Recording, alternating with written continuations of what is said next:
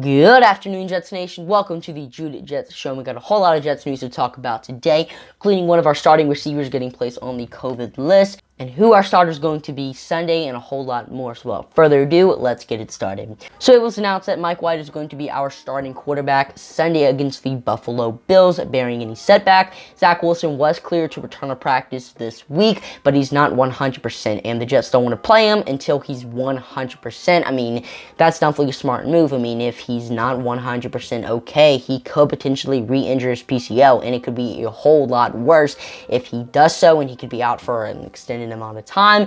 So Wilson's not going to be playing this week against the Bills because he's not 100%. That's the reason. It's not because the New York Jets don't have any faith in him beating the Bills. It's just because he's not 100% healthy, because Trevor Lawrence, the guy who was picked one pick before him and really hasn't played better than him this season, just beat the Bills. So the New York Jets should have confidence that Wilson can do it. It's just he's not 100%, meaning Mike White is going to get the start, and we're finally going to get the second look at Mike White we've all been dreaming of. He played fantastic against the Bengals, didn't play good against the Patriots, and only played 2 drives against the Colts. So now we finally get a good look at Mike White, barring any setbacks.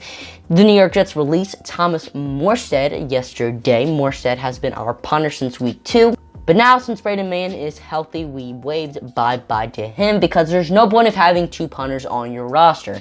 Now, Morstead has actually been one of the best punters in the NFL over the 8 weeks he's been with us, and he's most likely going to be in the Hall of Fame one day. So hopefully Morstead shared some punting advice to Braden Mann, because he wasn't an amazing punter last season. I mean, he wasn't bad, but he could have been a whole lot better. So hopefully Morstead shared some of his knowledge to Braden, and hopefully he plays better next week or this week against the Buffalo Bills. And let's talk about some of the roster moves the New York Jets made today. So we signed safety Elijah Reilly to the active roster, and we replaced Marcus May and Tyler Croft on IR.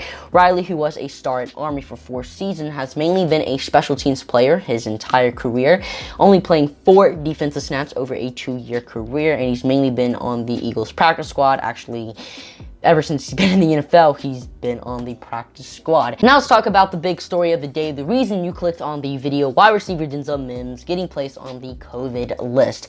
Now, Denzel Mims has been having a really tough season. He missed a lot of time this offseason due to really bad food poisoning, which caused him to lose his spot on the depth chart and kind of prohibit his ability to learn the playbook like most of his teammates had. And Mims was barely getting playing time this season, actually was a healthy scratch in 2 games this year, but in week 8 against the Cincinnati Bengals, he was get to the starting spot because of Corey Davis being out, and he was a starter for the past 2 weeks. Now, yes, Corey Davis was coming back to the lineup this week, meaning Mims probably wouldn't have gotten a whole lot of play time, but it still would have been quite a bit of snaps.